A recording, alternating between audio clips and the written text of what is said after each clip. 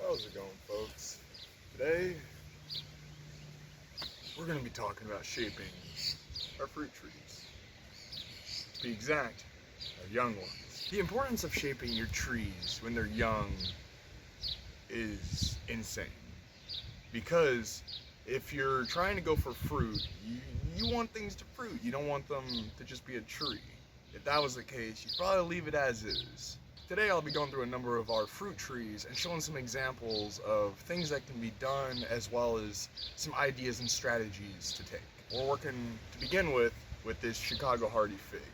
Now this fig I've had for about 3 years now, and it's honestly doing amazing this year. I just potted it into a 15-gallon pot from a 10, and I think this is going to be the permanent size pot. I'm going to keep it. I can go on about a few things with figs, but they're not really near as important in this video. It's just showing the examples of how you set up your tree. So, as you can see here, it's going out. And that's, in the case of like a potted tree, that's exactly what you want, because you want to get as much airflow, light as possible. How we do it with something like this, a fig, which what we try to do is have a trunk coming up, and then it splits out from there. So we only have 2 branches right now, but for the size of this pot, we could have 3 or even 4 branches, I feel, and give us bountiful fruit. Now the only problem here is that the shape right here, and maybe even right here, could have been a little better. And there's not a whole lot I can do about it. It's already been grown that way. The only thing I can do is cut it, but there's not been a branch that's come up to replace it yet. So I may or may not, but pruning is for another video. What I ended up doing for the first year, and which you'll see this with your bare root or even potted trees that you end up getting, where they're usually a stick going straight up, like this trunk. It was less tilted, it was more upright, just single branch going up, and it was cut, I believe, right here from the nursery I got it from. That allowed it to start branching, and these branches will be our scaffolds in the future that will give us our fruit.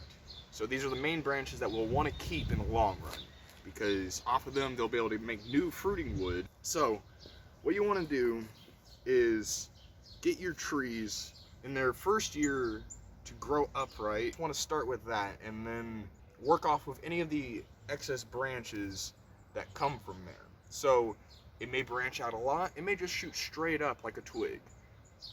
It happens. Typically within the second year you'll have some kind of branch work going on in your tree. So first year, and then these are the second year growths. Now there was some coming this way, some coming this way, this way, this way. I pruned them. Now, I prune them so that way I make the shape of the tree exactly what I want, but I also allow for more airflow, more light, which will then, in the long run, you'll have with disease and pests, and it'll make the overall fruit production that much higher and the quality of said fruit that much higher. So what you want to do is start having your tree on the third year come out like this, where it has branches that are extending out, and then those, like I said, they are your scaffolds. So what you want to do is try to make sure you set them up for success. So you can use all kinds of different things. I don't have anything on hand right now, but I'll show you with some other examples. What you want to do is on branches that come out like a V, or in this case, it looks like a Y. Y down here, and then a V up here. So what you want to do is try to make sure that they're spread out if you can, because the section right here up on the wood isn't quite how I'd like it. You would typically want to go for a 45 to 35 degree angle, so you're looking more so for something like this to something like this. So you want to try to go within this range for your branches, because if it goes straight up, you're not going to get any fruit, or if you do, it's going to be very little, and that's not what we want. We want fruit. You know, that's the whole point of this. If we wanted a fruit tree, we'll get a fruit tree.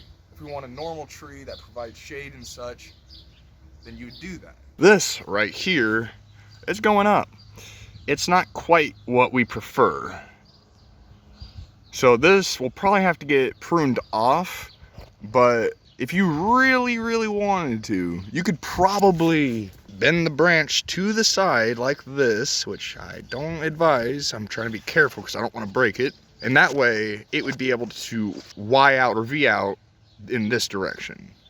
Now, this big fella, I'd have to do the same thing as the other one and try to find a way to keep them separated while bending this one down, which sounds like a fun task, but I don't think I'm going to probably keep this one because I don't like the branch orientation and I know I can do better. As I was saying here about branch angles again, you want to try to keep them further away from each other if you can. So what I would do is put a clothespin here to try to keep it separated.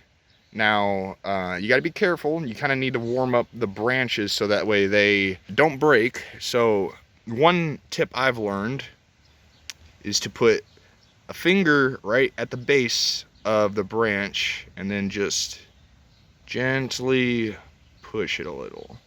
What you want to do is kind of warm up the, essentially treat it like a rubber band, you know, like that's cold versus hot.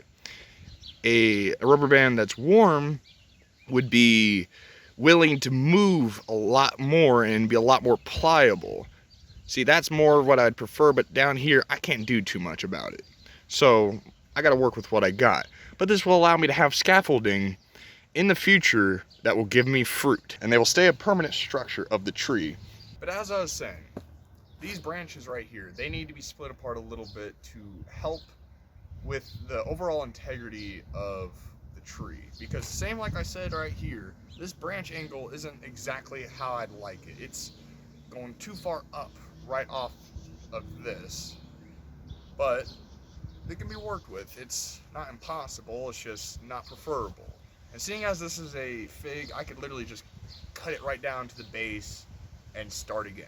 You can see right here where the branch angle isn't quite what I'd like it to be, but I'm keeping it this way. Now, if you can, try to avoid this, because this will make the overall headache in the future where this may try to break that much better, because what happens is this right on here, it will then get absorbed as it gets bigger into the trunk.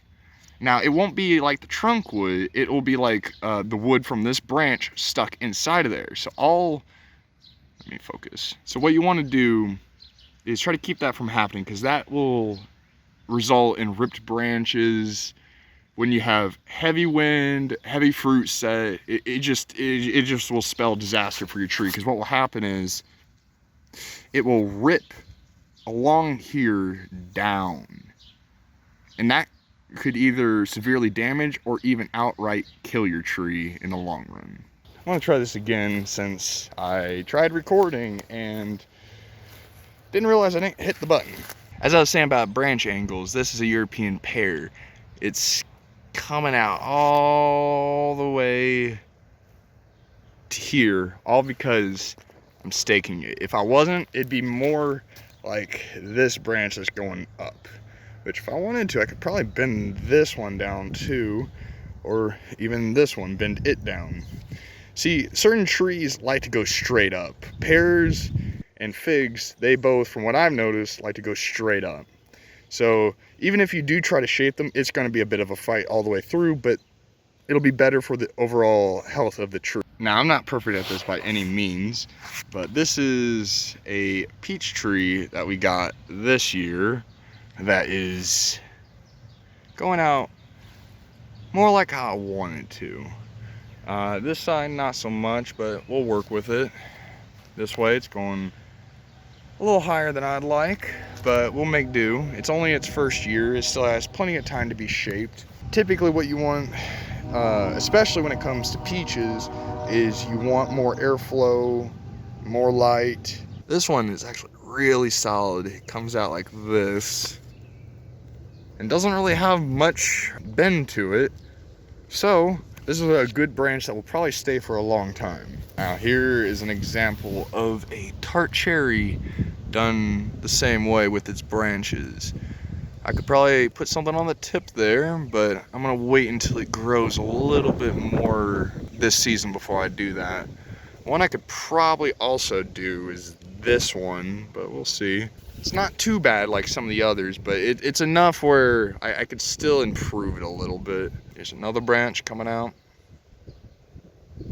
There's many different ways you can go about shaping the tree. You could use, as I've shown before, clothespins. That works, as seen here.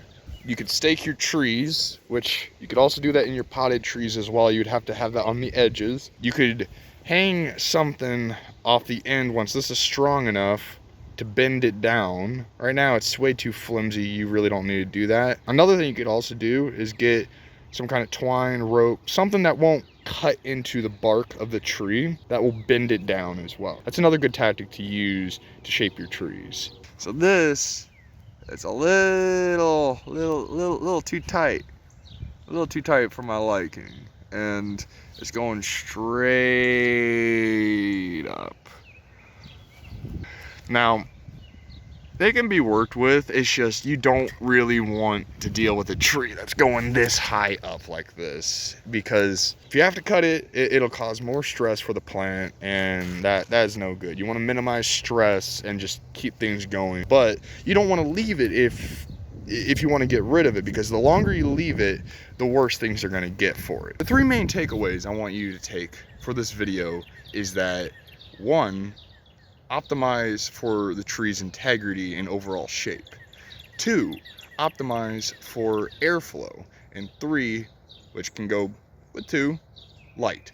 Those 3 will give you the best possible results you're looking for your fruit trees. As I was saying with shaping the trees, you can use all kinds of different things. I'll just say it again now. You can use stakes, you can use rope, you can use clothespins, you can use a bag with rocks on it. Like, it really depends on, obviously, the situation you're in. I think that's all for today.